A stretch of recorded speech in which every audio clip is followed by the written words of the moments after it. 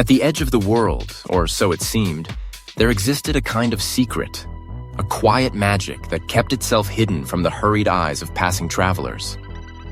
The trail to the house was an uninvited presence on any map. It waited, half concealed in morning mist somewhere beyond an old crossroads where the world blurred between what is and what could be. Few noticed its narrow mouth, the way the earth folded gently to receive an unhurried foot. To find it, one needed to move slowly, feeling for the rhythm of the leaves overhead, tuning their ears to the wind as it threaded new stories through ancient trees. Only then might the path reveal itself, a delicate trail meandering, soft with earth and petals scattered by seasons gone by. Along this hidden way, the world became a little softer, a little quieter. The path itself was a small wonder, protected by low, wiry hedges of green that seemed to pulse with secret life. The bushes whispered in rustling language, echoing the dreams whispered by those who wandered past. The quiet of the place was punctuated by wildflowers in pale shades of purple, their stems bowing as if bowing to the day's first yawn. Ferns, shy and patient, unfurled themselves so slowly it seemed they might be dreaming too. Here, every step was like stepping out of time, away from the relentless chase of the sun, and into a land where moments hung like dew, never forced to hurry on. At the path's end, the house appeared, quiet as a drawn breath, and just as natural. Its roof, thick with green moss, looked as if it had grown from the very bones of the wood. The walls, honey-colored from age and sun, settled patient and sturdy among the ferns and stones. Where the stream crossed near the house, the stones had been coaxed into steps, carelessly precise, worn smooth by years of cool, laughing water. You could almost imagine that in the hush of early morning, the house itself was dreaming. Or perhaps the forest was simply wearing a house as a kind of ornament.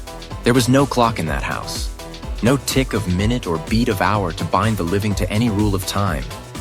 The absence was itself a presence, a reminder that life could move by something other than numbers, that seasons and scents could become the true markers of a life well lived.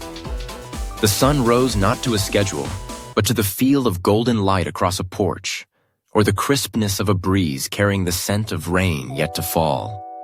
The heart, it seemed, was the only true measure here. On the walls were only reminders of things that had mattered and lasted beyond a second or a day. Dried leaves, pressed flat and softly colored, captured autumn's past, while the ceiling played host to woven threads of faded wool, trailing down in graceful, silent arcs with every flutter of wind. They looked like fragments of dreams, caught and kept safe by gentle, patient hands. Living in the house was Mrs. Lang. She wore time as a gentle companion, not a burden. Her hair, silver as the first frost, was usually gathered simply at the nape of her neck, and her clothes were always soft, unpatterned, and worn for comfort. Her face told no stories of years, except in her eyes, which reflected not an age but a kind of deep remembering. In those eyes shimmered a knowledge of many quiet dusks, many mornings heavy with mist, many days soundtracked by rain tapping at the windows. Mrs. Lang moved through her days governed by feeling rather than routine. When the sun glimmered gently and her heart felt open, she would sit by the window with her embroidery, weaving colors through fabric in patient meandering curves. Her hands did not chase perfection. The images she made were gentle, like the quiet exhalation of a tired evening. Oatmeal simmered when the dew was thickest, and sometimes she would lace it with just enough cinnamon to warm the morning air. The need to tend the garden did not come from a glance at a clock, but from the scent of earth rising, sharp and sweet, outside her back door. The soil calling for attention, coaxing her outside. Windows everywhere were always open. White chiffon curtains, each hand-stitched, fluttered in slow conversation with the breeze, occasionally billowing up like a sleeping cat stretching. Now and then, the wind would slip through, crisp and scented with some far-off wood smoke, or sometimes tinged with the sugary promise of something baking.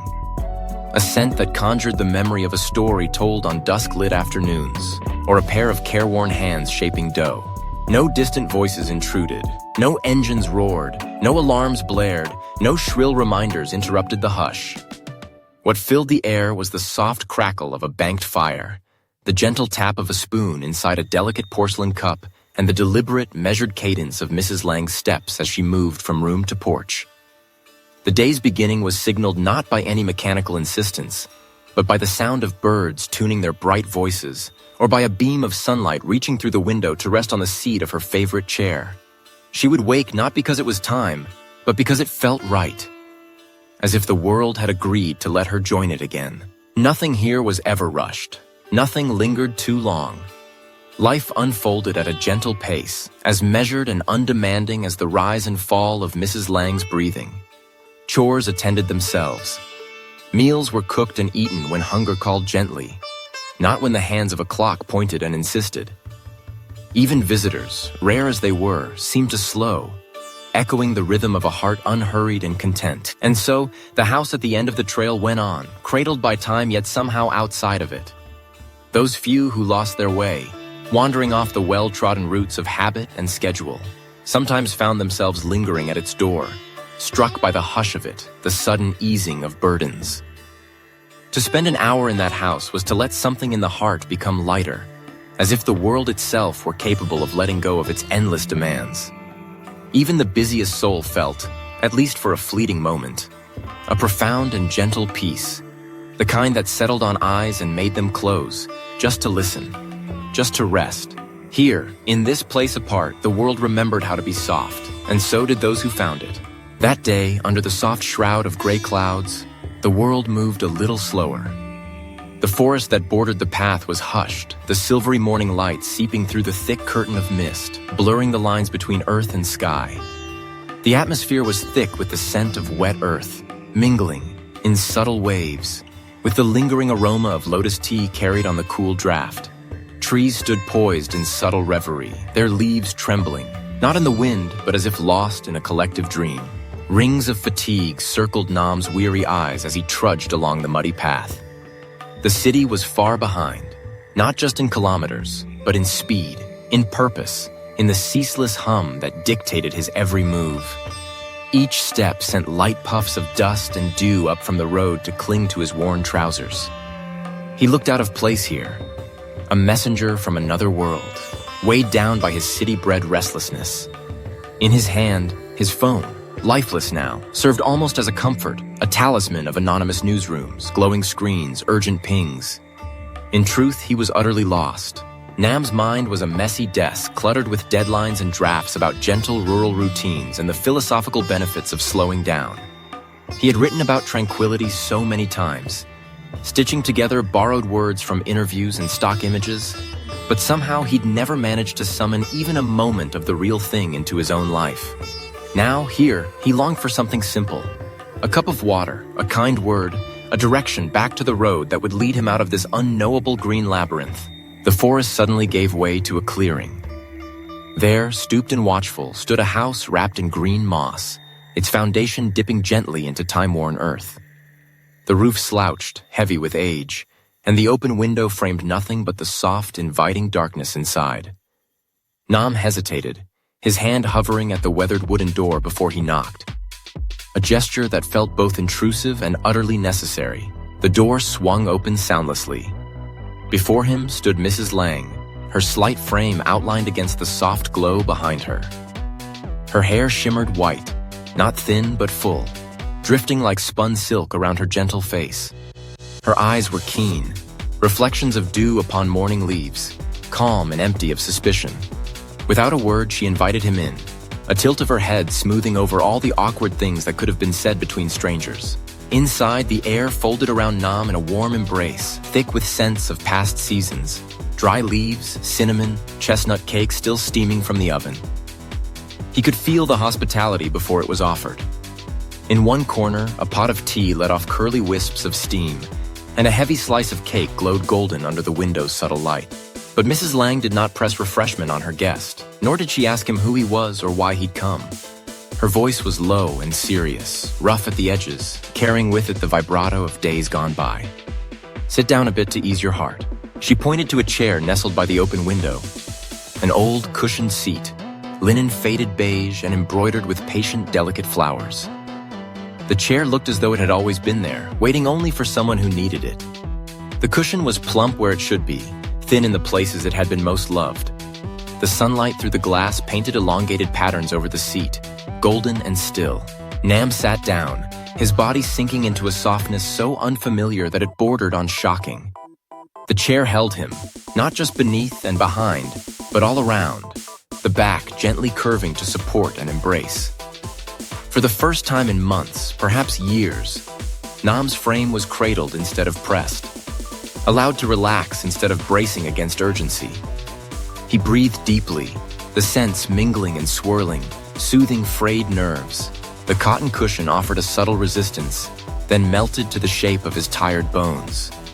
He felt embryonic, cocooned, no longer a stranger, at least not to himself. In that gentle confinement, his mind could find no foothold for anxiety. The familiar city sounds in his memory, horns, footsteps, the echoing ring of incoming emails, faded until only the chirr of one sleepy bird outside reached him, soon joined by the quietest sigh of wind. Time seemed to have been left at the threshold. The world grew as soft as the faded flowers beneath his hands. He did not know how long he sat, thoughts coming slower and softer, as if each were being filtered through the cushion and the warm, dappled air. Nam's eyelids fluttered, heavy with meetings not attended, words not written. The pulse in his chest eased, untangling knots of worry until his breaths were slow and measured. Sleep found him there, unexpected and gentle. Not a collapse, but a return. He drifted downward, not so much falling as being received, as if the cushion beneath him were a shallow tide drawing him deeper with every breath. There was no fear, no sense of vulnerability, just the easy, welcome embrace of a place he had always searched for but never found. In that sleep, dreams did not come. Or if they did, they were so light that they left no trace, only the faint impression of peace. When he woke, the light in the room had shifted, warmer and sweeter, dense with orange and honey. The movement of time felt different here. Nam's body, for so long coiled and tense, was unburdened. The fatigue that had followed him, a shadow stitched to his soles, was gone. For just a moment, he hung suspended between sleep and waking. His mind did not leap forward to lists of tasks. He did not reach for his phone. He felt only relief, and then, quietly, gratitude. Words were not needed between him and Mrs. Lang. The room itself absorbed and reflected his thanks. His eyes were clear now, unclouded by fatigue or expectation. He breathed out, long and slow, a full exhalation as if letting go of everything that had come before. The air tasted new. For the first time, Nam realized that peace was not something to be chronicled or performed. It was something to be rested in, without fanfare, without witness. "Thank you," he whispered, not needing a response. The cushion, lit by the mellow evening light, seemed in its silent way to understand. In this room, in this chair by the window, Nam learned the simplest lesson of all. Sometimes the heart finds its home, if only for an afternoon, in the gentleness we allow ourselves to receive. There are places in the world that do not announce themselves with bright signs or open arms, yet somehow, people find their way there. Perhaps it is the fatigue at the edges of their vision, or the persistent ache nestled deep within their chests that guides their footsteps with a kind of wordless instinct. The house at the end of the road, its moss-covered roof, its wooden boards softened by seasons of rain, waited with a patience older than memory. No one quite knew who would arrive next or when. Nam was the first to step back from its quiet threshold. He left behind no explanation, no retelling of his time within those walls, only a single cryptic sentence posted online. I fell asleep in a place without a clock. And when I woke up, I was no longer afraid of what was waiting for me. The message, adrift in the noise of thousands of digital voices, meant little to most. Yet for those whom exhaustion pressed down like a heavy blanket, it stirred something quiet and strange. Not long after, a new traveler took the path. Teacher Ha, known for her gentle patience and small, tired smile, had traced this way not out of curiosity but necessity.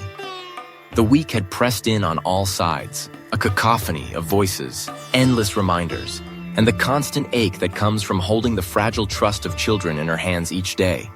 She meant only to walk, to let her feet decide where rest might be found. And without realizing it, she found herself before that unremarkable mossy door. Mrs. Lang stood at the entrance, her presence so ordinary it seemed almost magical. She never inquired after names or stories. Instead, she simply inclined her head and gestured towards the chair by the window, the one graced, always, with the gentlest spill of daylight. There was never a conversation about needs or burdens. Mrs. Lang pressed no questions into the air. Teacher Ha sat, her grade book still tight in her fingers, a red pen still marking her burden. But exhaustion is a sly thing. Within minutes, the pen slipped, the book sagged, and her eyelids fluttered closed. The stubborn rhythm of her heart, once so tense, loosened. Teacher Ha let go of her breath, as if for the first time in years she had been given the permission to simply exist, without expectation, without performance. The house quietly emptied her of worry. When she awoke, she was lighter, although she had left nothing behind but a sigh and the warmth of tears never shed out loud. One day followed another, as days do, until someone new arrived. A man shaped by years on the open road. Mr. Tin, a truck driver with exhaustion tattooed beneath his eyes, had not truly slept for years. His world was measured in miles, in cargo, in the ticking clock of deadlines and deliveries. In his mind, every pause was a lost wage, every rest a small defeat. Life had ground him down until he looked more like driftwood than flesh. On arrival, the ritual never changed. Mrs. Lang, with her quiet knowing, offered him a cup of herbal tea, steaming and fragrant, filled with the earthy sweetness of licorice and the brightness of tangerine peel. The warmth settled into Mr. Tin's calloused palm, tracing hope through ruined nerves. Without really understanding why, he leaned into the window's glow, where sunlight painted silent hieroglyphs on the floor, and surrendered to the first restful sleep he had known in a decade. When he woke, the house was still. His phone was silent, but he did not reach for it. For a long while, he simply let himself exist in that hush. His lips shaped a private apology for stolen moments, for all he had denied himself in the rush to survive. Others arrived, drawn by needs too heavy to name. Among them was Mai, a young mother hollowed out by the ceaseless needs of her newborn. 3 months of love measured in sleepless hours, arms worn to aching by the constant work of nurturing. She reached the house not seeking answers, merely a pause. Mrs. Lang, gently and wordlessly, found a cradle, smooth from decades, lined with linen soft as breath, and laid it before Mai. For the first time since she held her child, Mai slept. She slept not because she was beyond exhaustion, but because here, she was freed from the guilt that stalks every mother's heart. For the width of a heartbeat, time thickened and softened. And when she woke, she felt, impossibly, that she had been forgiven by something unnamed. Those who visited the house did not speak of who they were or where they had come from. They arrived as strangers, each on their own unmarked day, yet their experiences echoed quietly across the empty spaces like conversations long ago begun. The chair by the window became a silent confidant, its embrace holding them in ways no word could. Rest lived in the curve of its cushion, in the patient way it absorbed each sorrow, each knot of anxiety. Time lost its hold in that house. No clocks hung on the wall. No calendars counted the hours. Visitors surrendered to sleep or silence as needed, sometimes just for a single hour, sometimes for as long as it took. Some returned more than once, drawn by a mysterious wound their daily lives never quite healed. No one ever asked, "What time is it?" No one ever wondered, "How long did I sleep?" Instead, a new kind of certainty settled into their bones. Here my heart no longer wants to run. Mrs. Lang's care was steady and unassuming. A porcelain cup, refilled only as needed, a handkerchief always warm from the fire. Stories hummed in the background, woven from memory and daydream. She sometimes spoke in a low, lulling voice when her guests drifted to sleep, telling stories without endings or beginnings, only the comfort of gentle reminiscence. Some dreamed of wild childhood afternoons or starlit secrets. Some remembered nothing at all, but woke with dry cheeks and lighter souls. As time passed, the steady stream of visitors slowed. The house was no longer a secret aching for discovery, but a space waiting quietly for when it was truly needed. The invitation lived in the hush, silent, but always present for those who needed to pause, to be held, to sleep and heal. Only those who truly listened could hear that silent calling, waiting at the end of the road, in the house where time folded and the heart finally found rest. As morning sunlight filtered gently through lightly drifting autumn leaves, Nam returned to the familiar house at the end of the weathered path. The world felt changed, not by great events or loud declarations, but by subtle passages of time. The crispness in the air, the soft crunch of leaves beneath his steps, and the way memories settled quietly into the walls. This time, Nam's presence was different. Gone were the signs of weariness that had once marked his face.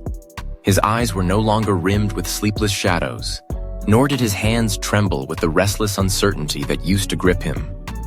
Instead, he moved with a newfound calm, as if he had at last remembered how to let himself rest within the cadence of ordinary days. In his pocket, Nam carried an unstamped letter. Its purpose was neither clear nor urgent. The envelope was absent, the paper folded with meticulous care. 3 neat creases, edges aligned, unmarred except for the slight smudge of blue ink at a corner where longing or hesitation might have pressed his fingers. Perhaps it was intended for someone far away, or perhaps it traveled only for himself. A message meant to survive the journeys of a heart learning how to soften and slow. He paused by the bookshelf, the air tinged with the scent of pine bark and old pages, and slipped the letter between 2 paperbacks whose covers had faded with time and light. Among the books, dry pine bark nestled, a quiet nod to the forests that stood not far from the house. Some books bore curled pages, softened by evenings when rain had pattered against the windows. Others still bore traces of fingerprints from readers who lingered, soaking in words while the world outside pressed on. The letter bore no name, no destination. The first lines whispered of speed and exhaustion. I think I have lived so fast that I have forgotten how to breathe slowly.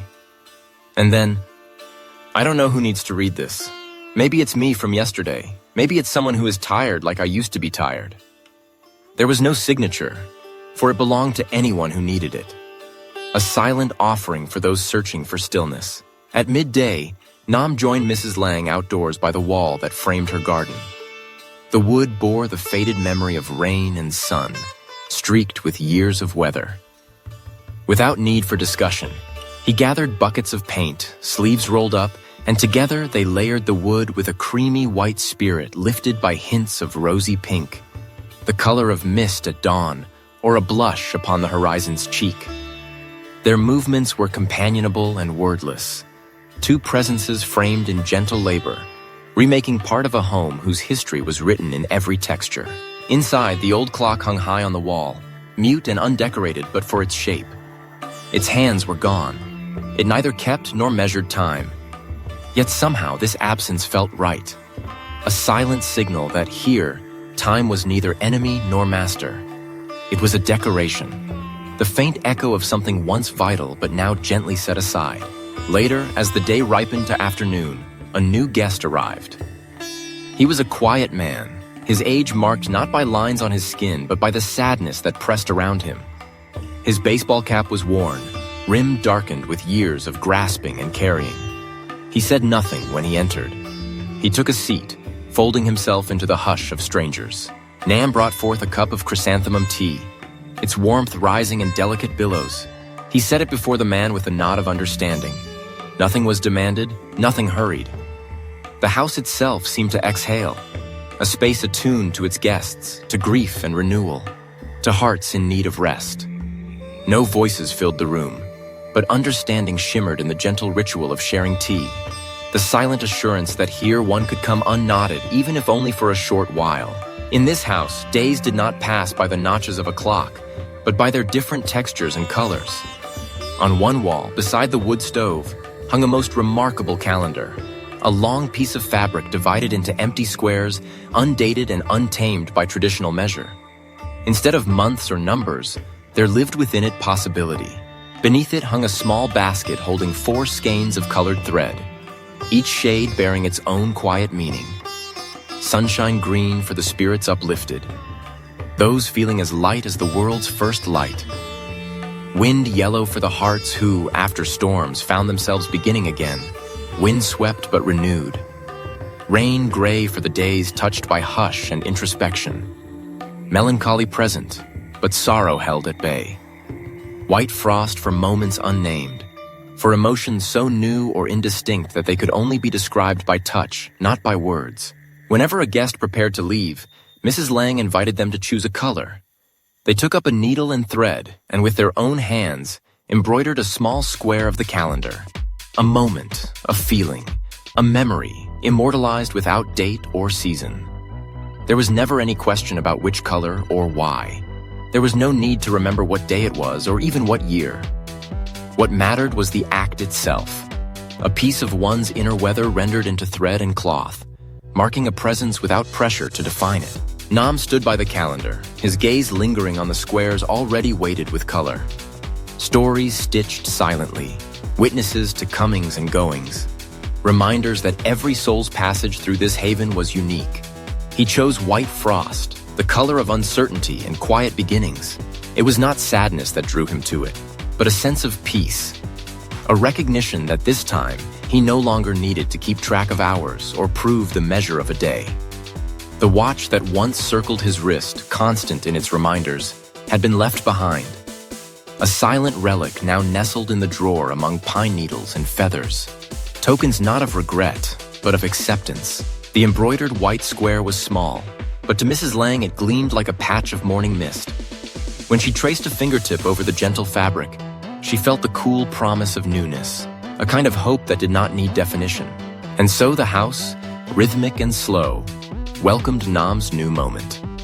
Mrs. Lang returned to the kitchen, her heart buoyed by the simple brightness in that soft white square, and she prepared more water for tea, ready to receive whatever and whomever the next day, in its own slow way, might bring. In a quiet corner of the world, the seasons passed with a gentleness almost impossible to name.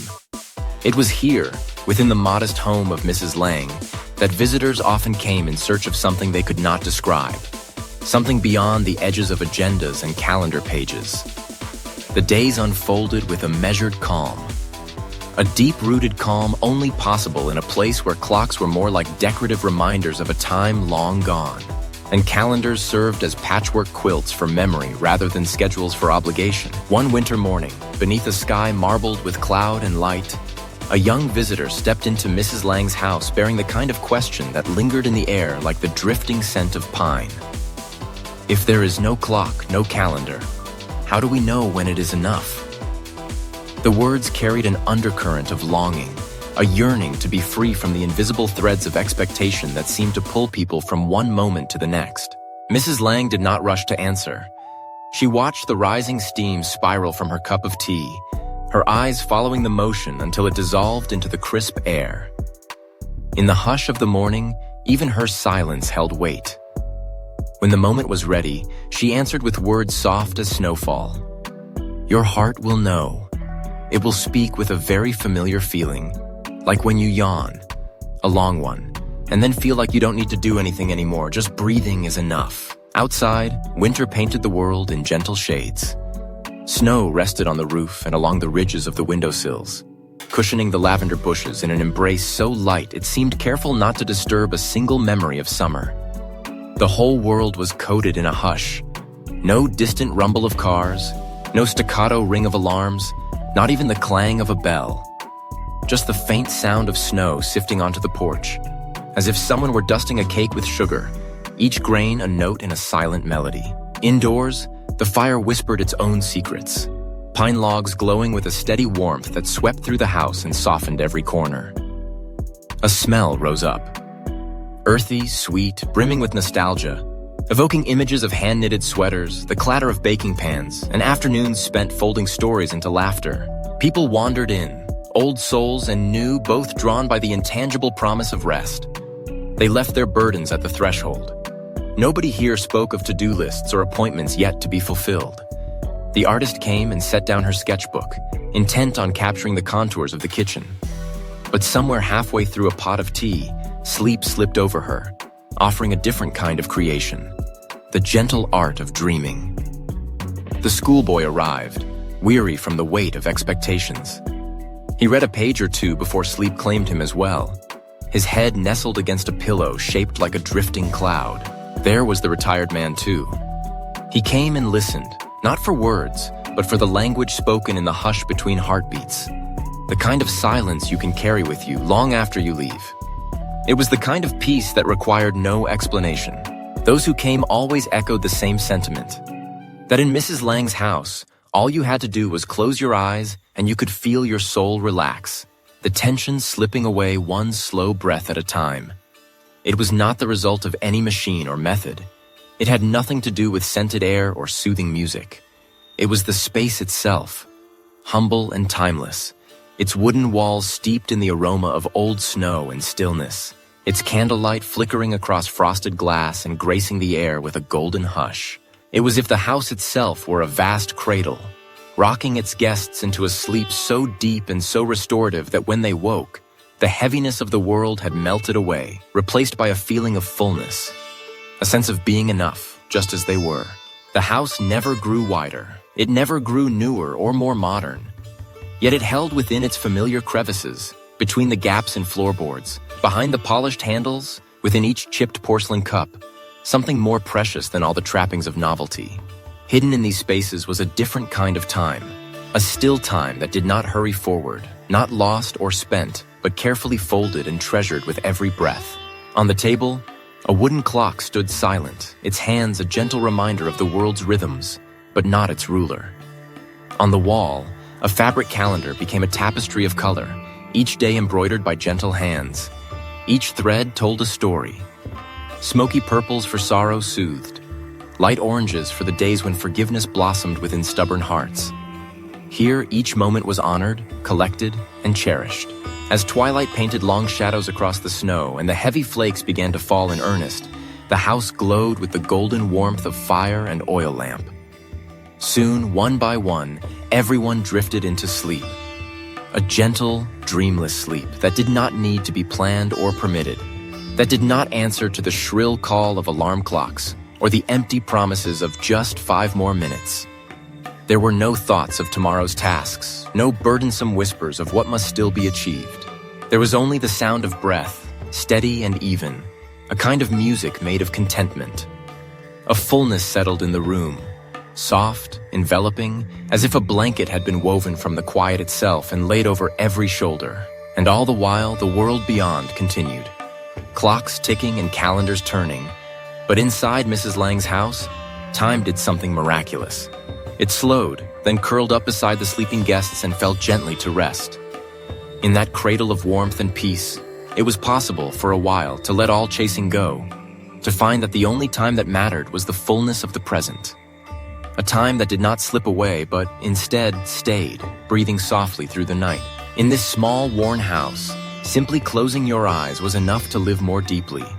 There was no reason to run or hurry, no need to mark the passage of days with anything but color and kindness. Time, finally free from being measured or spent, could just be, perfectly still, perfectly full, perfectly at peace. Thank you everyone for your interest. Please like and subscribe to the channel to receive notifications of more stories.